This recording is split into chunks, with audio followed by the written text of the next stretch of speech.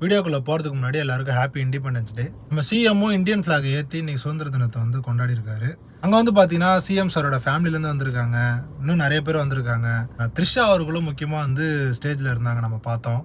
என்னன்னா கொஞ்ச நாளைக்கு முன்னாடி வந்து நம்ம விஜய் சாரோட பையன் அவரோட படத்தோட இதுக்காக டிடி அவங்க கிட்ட வந்து பேட்டி கொடுத்துருந்தாரு. இப்போ வந்து அவரோட அப்பா அவங்க அப்பாவும் எப்படிலாம் இருக்காரு அப்படின்ற விஷயத்தை பற்றி நிறைய பேசியிருந்தாரு. அந்த இன்டர்வியூ டைமில் அப்போ நம்ம விஜய் சாரோட ஃபேன்ஸ் எல்லாம் வந்து அப்பாவும் பையனுமே நல்ல அண்டர்ஸ்டாண்டிங்கில் தான் இருக்காங்க, ஃபேமிலியெல்லாம் நல்லா தான் இருக்குது, ஸோ நீங்கள் உங்கள் வேலையை பாருங்கள், தேவையில்லாத ரூமர்ஸ்லாம் கிளப்பாதீங்க, இன்னும் வந்து யாரு கூடயும் எதுலேயும் இல்லை, அவங்களாம் ஃப்ரெண்ட்ஸு தான் அப்படின்னு சொல்லிட்டு பயங்கரமாக பேசியிருந்தாங்க. இப்போ ஒரு வாரத்துக்கு முன்னாடி பார்த்தா நம்ம சிஎம் சாரோட ஒய்ஃப் வந்து அந்த டிவோர்ஸ் கேஸை வந்து வாபஸ் வாங்கிட்டாங்க அப்படின்னு சொல்லிட்டு ஒரு நியூஸ் பார்த்தோம். அதெல்லாம் உண்மையா பொய்யான்னு தெரியல, ஆனால் அவங்க வாபஸ் வாங்கிட்டாங்க அப்படின்ற மாதிரி பார்த்தோம். இனிமே வந்து நம்ம விஜய் ஃபேன்ஸ் எல்லாரும் அவங்க வந்து வாங்கிட்டாங்க, ஸோ வந்து அவங்க ஃபேமிலிக்குள்ள எந்த பிரச்சனையும் இல்லை, அவங்க எல்லாருமே குட் டேர்ம்ஸ்ல தான் இருக்காங்க, நீங்க தான் வந்து இதை பேசி பெருசாக்கி சிஎம் சாரோட நேமுக்கு வந்து களங்கம் விளைவிக்க பாக்குறீங்க அப்படின்னு சொல்லிட்டு பயங்கரமா பேசிட்டு இருந்தாங்க.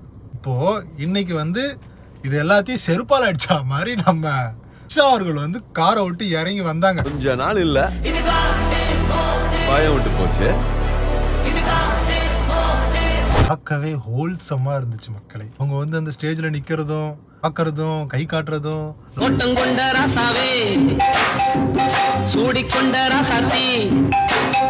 லாஸ்டா நம்ம சிஎம் சார் வந்து முடிச்சுட்டு போகும்போது அவர் கார்ல இருந்து கை காட்டுறதும், அதுக்கு அவங்க மேல இருந்து கை காட்டுறது. வாவ், ஒரு நல்ல ஃப்ரெண்ட்ஷிப்னா இப்படிதான் இருக்கணும். 3-4 வருஷத்துக்கு முன்னாடி வந்து இந்த single, high bestie, girl bestie இந்த விஷயம்லாம் ரொம்ப ட்ரெண்டிங்காக போயிட்டு இருந்துச்சு. இப்போ அதை வந்து ஒரு ரினியூ பண்ணுற மாதிரி ஒரு பெஸ்டி வந்து எப்படி இருக்கணும் அப்படின்றதுக்கு ஒரு சிறந்த எடுத்துக்காட்டு உதாரணமாக வந்து நம்ம சிஎம்மும் அவங்களோட பெஸ்டியும் இருக்கு. இதில் எனக்கு என்ன கேள்வி அப்படின்னா, இப்போ விஜய் ஃபேன்ஸ் என்ன முட்டு கொடுப்பீங்க?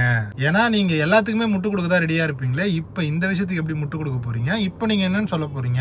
கேர்ள் பெஸ்டி பாய் பெஸ்டிலாம் நார்மல் தான், என்னதான் ஒரு சிஎம்மாக இருந்தாலும் அவருக்கு கேர்ள் பெஸ்டி இருக்கக்கூடாதா அப்படின்னு கேட்க போறீங்களா?